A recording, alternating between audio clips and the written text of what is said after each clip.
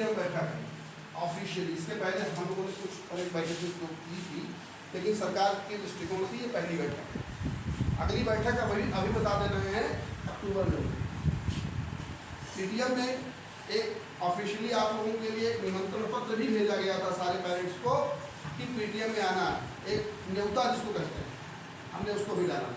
सभी बच्चों से भी सूचित किया था, लेकिन जितनी अपेक्षा पेरेंट्स की थी कुछ कम लोग हैं, और उम्मीद करते हैं कि वो विद्यालय के द्वारा बुलाई गई पीटीएम बैठक में जरूर आया करेंगे।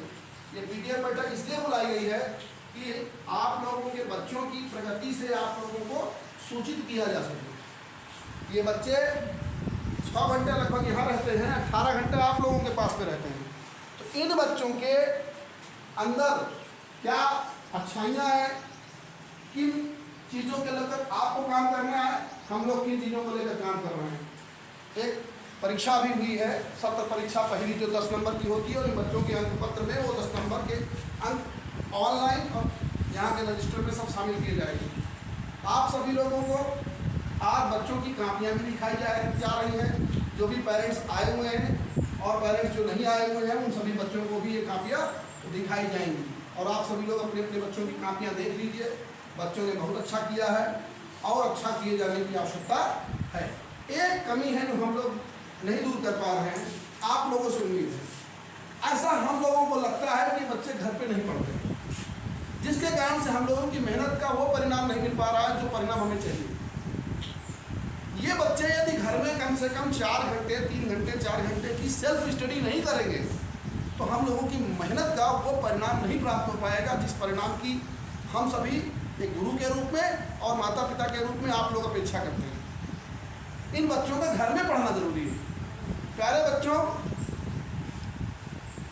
आप लोगों के यहाँ एक स्लोगन लिखा हुआ है कि सफलता का चिराग परिश्रम से जलता है। एक सीधा सा गणित है, जीवन के 25 साल तक आप जितना परिश्रम कर लेंगे पढ़ाई पर जितना अच्छे से, शेष 50 साल 60 साल की जो जिंदगी आगे की बचती है वो बहुत अच्छे से होती है। पढ़ाई आपके अच्छे रोजगार और अच्छा जीवन जीने की दिशा में उठाया गया सबसे बढ़िया कदम है। और विद्यालय में आपको अच्छी बातें ही सिखाई जाती हैं, नैतिक उन्नयन को लेकर सब कुछ। बच्चों के चरित्र में भी विकास हो रहा है। बच्चे, हम लोग कोशिश ये रहती है कि अच्छा आचरण यहाँ भी करें और अच्छा आचरण घर पे भी करें। विद्यालय में स्टाफ की समस्या थी, पिछले 1.5 सालों से हम अकेले थे। उसके पहले 3 सालों तक एक मैडम यहाँ पर पूजा जी थी, वो भी अकेली थी।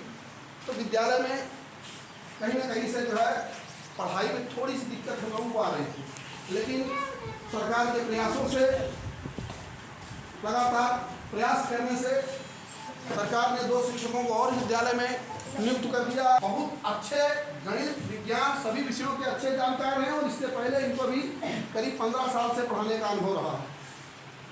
इनकी नियुक्ति यहाँ पर इस विद्यालय में 2 तारीख को हुई।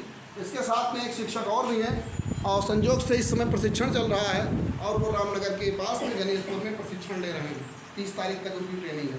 तो स्टाफ की कोई कमी नहीं, 3 शिक्षक हैं, 3 कक्षाएँ हैं, खूब कायदे से पढ़ाई हो सकती है और खूब कायदे से पढ़ाई हो रही है। बच्चों, आप लोग पढ़ाई से संतुष्ट हैं? लेकिन आप लोगों का जो कार्य पूरा होना चाहिए समय से, इससे हम लोग संतुष्ट नहीं हैं।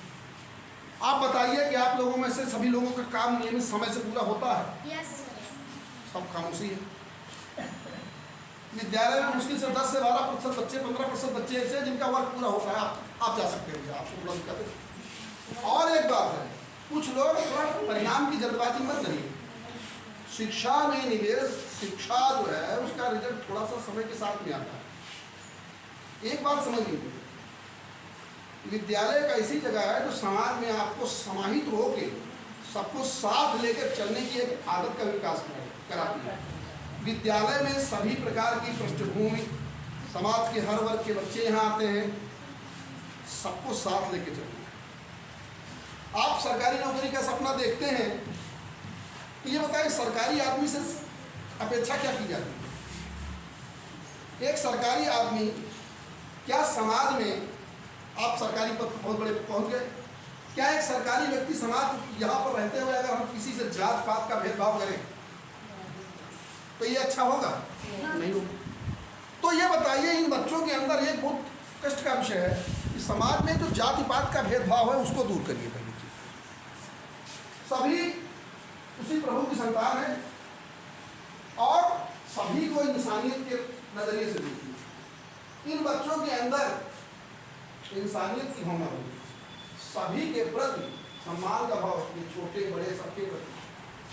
इन बच्चों के अंदर जातिवाद की भावना या किसी प्रकार की भावना यदि अभी भी बैठी रहेगी स्कूल में भी, तो समाज में आगे वाली जिंदगी में इनको बड़ी तकलीफ होगी और उस तकलीफ का निराकरण करने के लिए न हम होंगे और न माता पिता के रूप में आप लोग होंगे। ये बात समझ लीजिए। इतना खेत वाला है ये मायने नहीं रखता है।